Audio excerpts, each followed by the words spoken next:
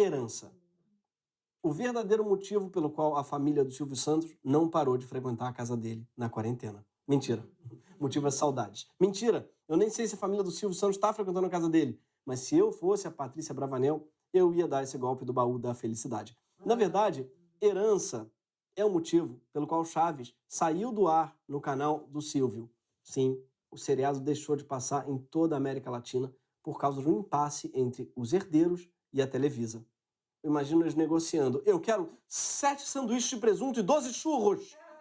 Mas você está devendo 14 meses de aluguel.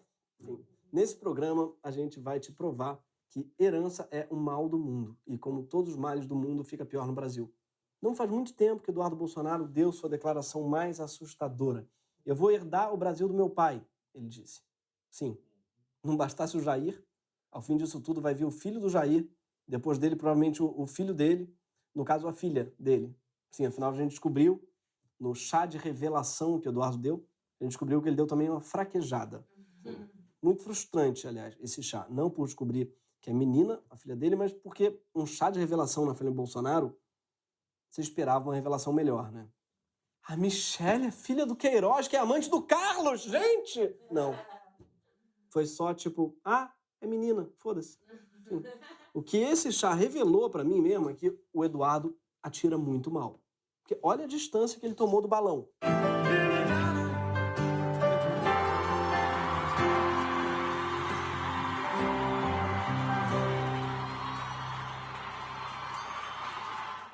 Sim. Já que vai encostar uma arma no balão, podia usar um garfo, né, cara? Precisava fazer essa barulheira toda. Imagina os vizinhos do Eduardo. Se bem que essa é a vantagem de morar num condomínio de miliciano, né? Você ouve um tiro e fala, acho que é chá de bebê. Ué, é batizado isso, gente? Tá tendo batizado Eduardo agora? Tomara que quando ele herdar o Brasil, a gente não entre em guerra, porque com esse tipo de comandante vai ser bem constrangedor. Ele não atira no balão, se você viu. Ele não vai, ele podia ter atirado de longe, mas não, ele executa o balão na cabeça. É um chá de execução. Por essas e outras, o Eduardo Bolsonaro não deveria herdar o Brasil do pai dele. Até porque ele não é nem primogênito. Antes dele assumir, ainda viria o Flávio, que é o 01, e o Carlos, que é o 02. Mas talvez ele já esteja contando com a prisão de um e a internação de outro. Por isso, esse programa é sobre herança, porque não é só o Brasil que não deveria ser hereditário. A gente quer que você termine esse programa acreditando que o Eduardo não deveria herdar, por exemplo, as 5 casas do pai, incluindo as 2 mansões do Vivendas da Barra, e que, especialmente no mundo pós-pandemia, não deveria existir, na verdade, nenhum tipo de herança multimilionária. Nem para o Eduardo, nem para mais ninguém. O ano de 2020 ele tem sido um ano bem merda, no geral. O desemprego, por exemplo, já atinge mais de 12 milhões de pessoas. E é a primeira vez na história desse país que menos da metade da população em idade de trabalhar está empregada. Isso deve fazer com que a pobreza extrema no Brasil dobre ainda esse ano. Essa crise vai empurrar a economia global para a maior recessão desde a Segunda Guerra Mundial. E o impacto aqui no Brasil vai ser ainda mais grave, já que a pandemia alcançou a gente justamente quando a gente já estava deixando uma forte recessão, né? Ou seja, a culpa não é só da Covid. O Brasil já era um paciente com comorbidades. Para sair dessa crise, o secretário da OCDE disse recentemente que vai ser necessário um plano econômico ambicioso no mesmo nível de um plano Marshall ou de um New Deal, só que em escala planetária. Para quem não lembra, a OCDE é tipo um clube de países ricos, do qual o Bolsonaro vive querendo participar. E para quem não sabe, esses 2 planos, né, o Plano Marshall e o New Deal, foram de reconstrução dos países europeus no pós-guerra e de recuperação da economia dos Estados Unidos depois da crise de 29. Eles basicamente investiram muito dinheiro público para ressuscitar a economia desses países e eles custearam esse investimento de várias formas, inclusive taxando a riqueza extrema, o que não tem acontecido aqui no Brasil. O governo Bolsonaro passou as últimas semanas discutindo de onde é que vai sair o dinheiro para salvar o país. Depois de muito pensar, a resposta gênia que eles encontraram foi uma reforma tributária que basicamente vai beneficiar os mais ricos. Calma, que eu vou explicar. Existem muitas maneiras de se aumentar a arrecadação com uma reforma tributária. Uma delas, a proposta por Paulo Guedes, é unificar os impostos sobre o setor dos serviços.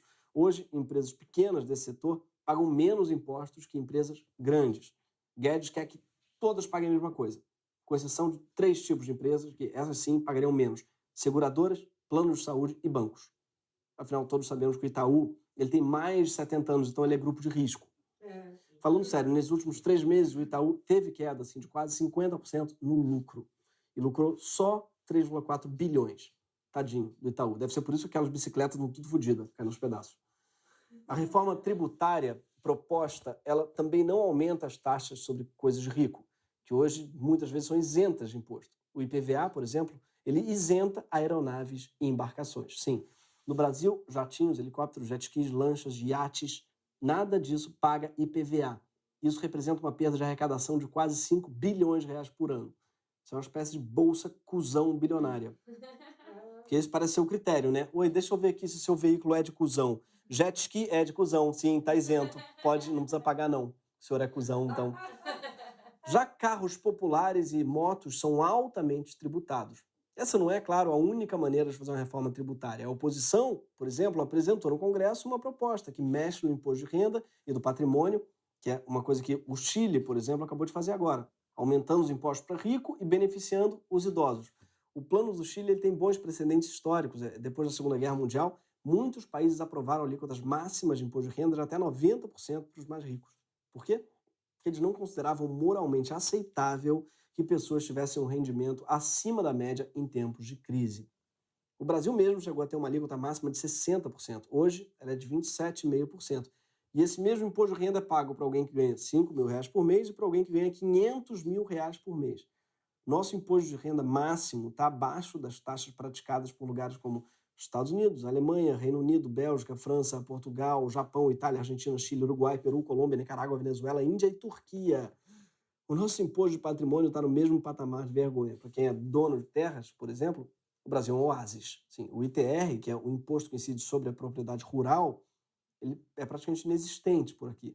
Tem latifundiários que pagam por ano menos de R$ 1.000 de imposto. Para você ter uma ideia, o imposto sobre a propriedade rural arrecadado no Brasil inteiro é 6 vezes menor do que o IPTU arrecadado só na cidade de São Paulo. Isso é uma espécie de incentivo fiscal para latifundiário. E ninguém se revolta. Tinha que chamar, talvez, de lei Rouanet. O pessoal talvez se anime. Abaixa a lei Rouanet! Não sei. Agora, tem um tipo de tributo que mesmo a oposição aborda timidamente, que é a tributação das heranças. Sim, tributar herança é um enorme tabu no Brasil. O resultado é que o Brasil tem tanto herdeiro que tem escolas, por exemplo, que só tem herdeiro. Ô, Chiquinho, você sofreu algum tipo de bullying ou de preconceito das pessoas falarem que você era herdeiro? Porque tem muita gente que é herdeiro e que, de repente, sei lá, não se garante e aí acha que as pessoas podem criticar. Existiu isso ou você nunca se Não, importou porque com na isso? época de colégio, por exemplo, todos eram herdeiros do meu pessoal todo, então não existia esse bullying. Imagina essa escola. Setúbal, larga a lancheira do Safra, você está machucando a lancheira. Quer dizer assim, que a lancheira, no caso, era uma pessoa, né? Tinha a lancheira, a merendeira, pessoas que serviam para carregar o lanche, cada um. Eles iam no banheiro para comparar o inventário. O meu espólio é maior que o seu. Existe um ponto em comum entre todos os bilionários brasileiros. Eles são todos brancos, para começar, mas mais que isso, são quase todos herdeiros. Gente tipo o Pedro Godoy, que em 2017 herdou quase 3 bilhões de reais depois da morte do pai, Edson Godoy, que fundou a Amil junto com Dulce Pugliese, sua ex-mulher. Pugliese, tá? Com E, não confundir com Gabriela Pugliese, que fundou outra coisa. Ela fundou a Furada de Quarentena. Boa influencer, ela já dizia foda-se a vida muito antes da vida se fuder. Né, de todo mundo. A Amil é uma das maiores operadoras de plano de saúde do Brasil e Edson Godoy também era dono de 8 hospitais e controlador da rede de laboratórios DASA, que é a maior da América Latina. Sim, os Godoy, eles ganham dinheiro basicamente com gente dodói. Desculpa por essa piada. Antes de herdar a DASA, Pedro já tinha sido escolhido pela família para virar CEO da empresa aos 24 anos. E não ache que foi fácil. Tem que dar duro, tem que trabalhar, tem que gostar do que faz, senão você faz pela metade.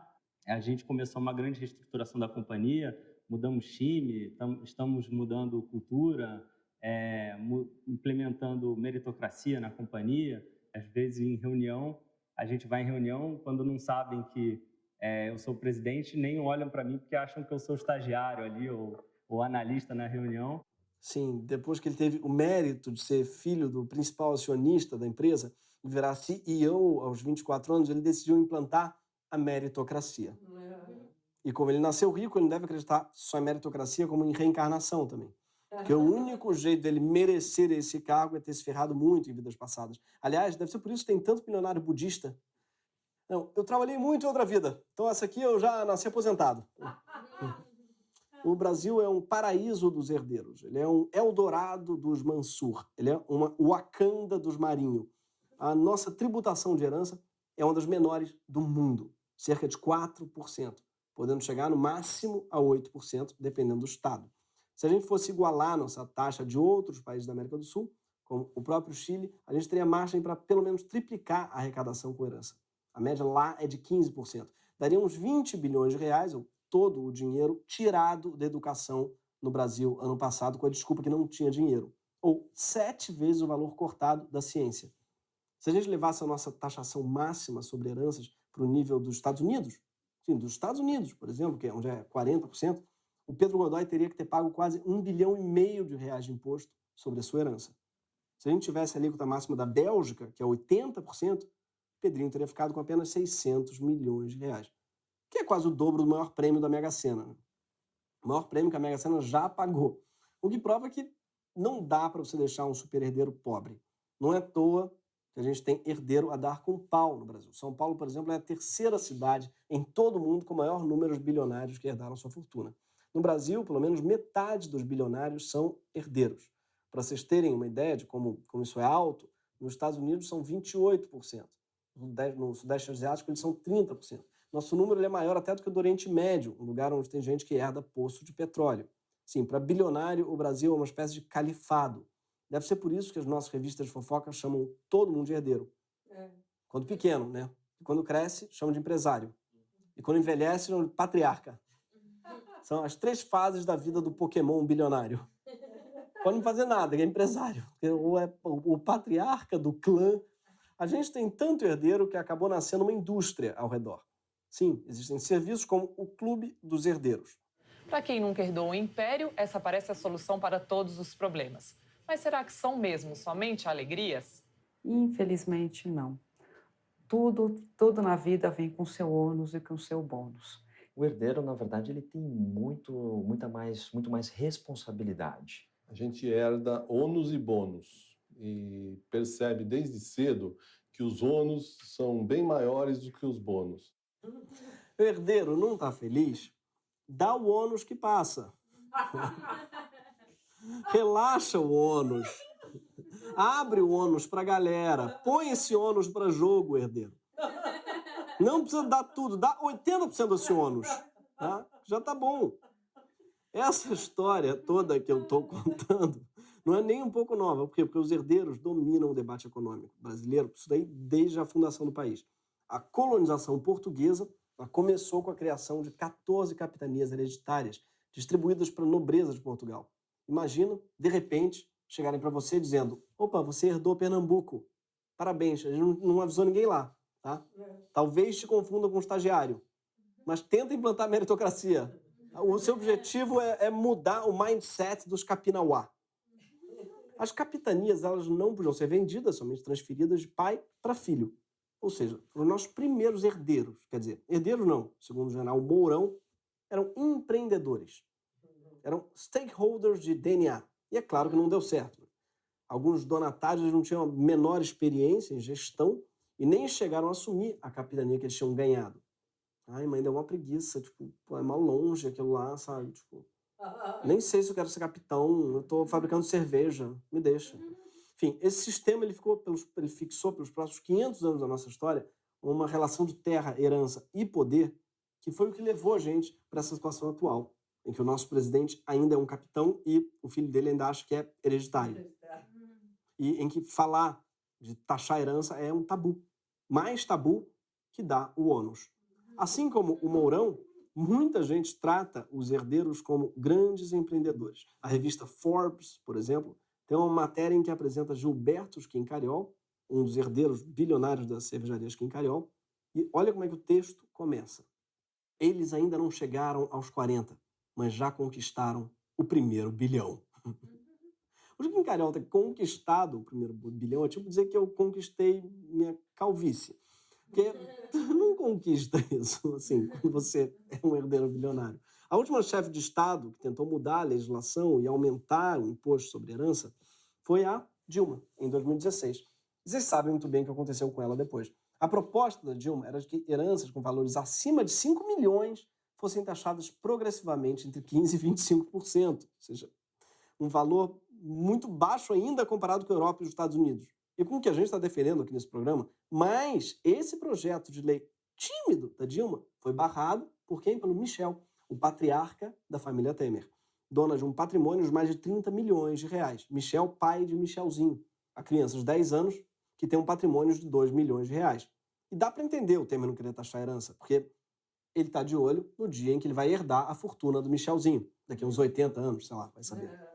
A equipe do Temer justificou o cancelamento do projeto de Dilma, dizendo que temiam estimular a transferência de patrimônio para fora do país. E a batata, toda vez que uma pessoa fala sobre taxar fortuna ou herança, sempre aparece alguém para dizer uma coisa desse tipo aqui. Eu acho, opinião minha, tá certo?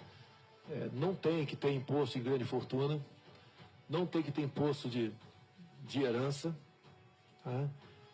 E nem tributar mais ainda essa área que a senhora citou ali, porque o governo anterior da França fez algo parecido, o capital, o dinheiro, foi inclusive para a Rússia. Olha o absurdo que chegou.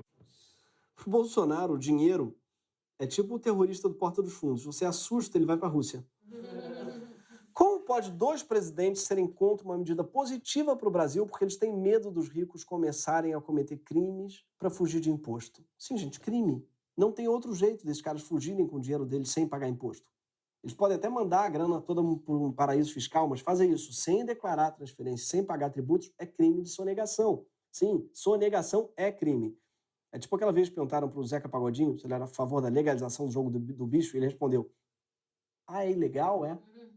A sonegação é o jogo do bicho do rico brasileiro.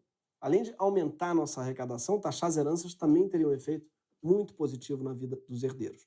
Afinal, receber uma herança pode parecer uma grande ideia, mas na prática pode acabar destruindo a família de quem recebe.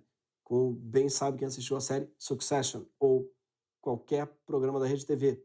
Olha o caso da família do Gugu, por exemplo, que não quer que a mãe biológica dos filhos dele tenha direito a uma parte do dinheiro.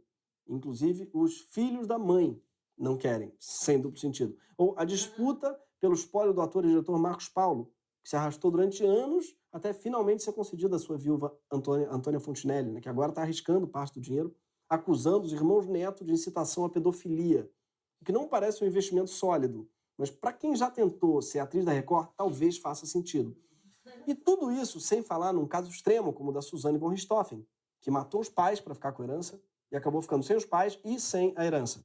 Os psicólogos inventaram até um nome para essa doença que acomete grande parte dos herdeiros: afluenza. Sim, esse mal que faz com que alguns herdeiros ajam sem nenhuma noção do bem e do mal. Impressionante, né? Até doença de rico é diferenciada. Doença de pobre chama erisipela, íngua, pereba, ziquezira. Rico não, rico tem afluenza. Parece um nome de loja do Shopping Leblon. Aí comprei uma bolsinha na afluenza. Um caso muito famoso de afluenza aconteceu nos Estados Unidos. Foi em 2013, quando Ethan Couch, um adolescente filho de um milionário, estava bêbado e se envolveu num acidente que matou 4 pessoas e deixou seu amigo paralítico. A defesa do adolescente foi justamente o fato de ele sofrer de afluenza, e a juíza então sentenciou o Couch a 10 anos de liberdade condicional e um tratamento numa clínica de reabilitação. Aparentemente, quando você tem muito dinheiro, sua escrotidão vira afluenza. É tipo uma falta de caráter com pedigree. Ela te dá um salvo-conduto para se fazer merda. Muitos herdeiros também parecem sofrer de solidão. Só a falta de um amigo dando a real para você pode justificar a existência da carreira de rapper de Lorenzo Carvalho, um herdeiro brasileiro, né? Lorenzo, ele é um caso típico de afluenzo. Nascido no Brasil, criado na Europa, rodei o mundo inteiro, soube tirar minha onda. Ando de Ferrari, a cor pode escolher, Lamborghini de Ducati, Maybach pode crer. O cordão é diamante e a pulseira é também. Rolex presidente, que quase ninguém tem. Sou apenas 22 e vagabundo não me aguenta. Tenta imaginar quando chegar no meu 50. Cara, quando chegar nos 50, o negócio vai ficar feio pra você. Se continuar tomando bomba, inclusive, você vai ficar com impotenza. Até mesmo as próprias famílias herdeiras já se deram conta de que as heranças são o mal do mundo. Cada dia, mais herdeiros anunciam que pretendem doar parcelas consideráveis das heranças deles. Tem também um grupo milionário, de milionários, milionários pela humanidade, que divulgaram um manifesto agora na pandemia, pedindo que os governos, abre aspas, aumentem impostos sobre pessoas como nós, imediatamente, substancialmente, permanentemente. Olha a marra, né, que rico fala com o governo. Até quando pede uma coisa, eu quero que você tire meu dinheiro agora. Se você pensar, as superheranças são provavelmente um dos maiores cânceres do capitalismo. A mera possibilidade de você receber um patrimônio sem esforço e trabalho duro é o suficiente para muita gente achar mais aceitável ficar em casa, torcendo pelo avô morrer do que trabalhar. A herança, ela corrói a meritocracia por dentro. Mas o que vocês querem? Vocês querem acabar com a herança?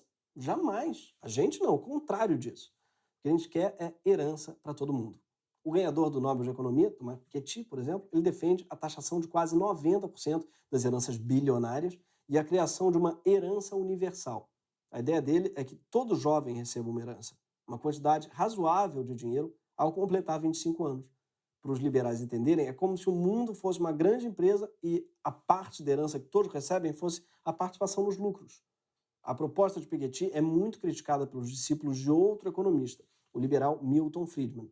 As you grow up, you will discover that this is really a family society and not an individual society. We tend to talk about an individualist society, but it really isn't. It's a family society. And the greatest incentives of all, the incentives that have really driven people on, have largely been the incentives of family creation, of family, of pursuing, of establishing their families. If you talk about the 100% inheritance tax having no incentive effects, it would destroy a continuing society. It would destroy a society. O Friedman, né, é mesmo o papa dos liberais, ao contrário do papa dos socialistas, que é o papa mesmo. E ele tem um ponto, Friedman, realmente. Porque se você taxar 100% das heranças do mundo, a poupança, o acúmulo, a construção de patrimônio, perderia o sentido para muitos pais que talvez não trabalhassem tanto para deixar frutos para os seus filhos. Por isso que vale esclarecer algumas coisas. Primeiro, a gente não está falando de taxar 100% de 100% das heranças. Tá? A gente está falando de taxar mais uma parte das heranças para aumentar não só a renda do Estado, mas a base mínima para uma competição um pouco mais justa entre as pessoas. Para criar uma sociedade mais meritocrática, justamente. Mas tem algo ainda mais fajuto nesse argumento do Friedman. Hoje, a economia ela é sustentada por muita gente que se sacrifica sem a menor esperança de deixar algo para os filhos. Para vocês saberem, cerca de 70% do total das heranças são recebidas pelos 10% mais ricos. 1% mais rico recebe 41%. E essa é a parte da herança que pode ser melhor tributada. A enorme maioria da nossa população segue se sacrificando pelos filhos, mas não para deixar bilhões, não para deixar o cargo do papai para o filhinho de 22 anos. O que o Friedman não fala é que as pessoas estão se sacrificando para pagar o dia a dia mesmo. A escola, o aluguel, a comida, a saúde. E que é também por causa da herança ridiculamente grande acumulada por meia dúzia de pessoas que ainda falta dinheiro para os milhões que trabalham por suas famílias. E talvez mais importante, o Friedman esteja esquecendo que tem muita gente que trabalha a vida toda e às vezes se sacrifica literalmente para ajudar não só a sua família, mas todas as famílias. E isso fica muito claro numa pandemia, por exemplo. Aqui no Greg News, logo no começo da temporada, quando a pandemia ainda não estava totalmente fora de controle, a gente falou sobre os profissionais de saúde e as condições precárias a que eles e elas foram submetidos pelo governo. E a gente deu uma ideia, uma petição chamada Mais do que Palmas, que juntou quase 500 mil de assinaturas e virou um projeto de lei no Congresso para garantir uma ajuda econômica para famílias de profissionais de saúde que morressem de Covid por estarem na linha de frente. No fundo, é só uma pequena herança paga por todos nós para os filhos de quem se sacrificou pelo país.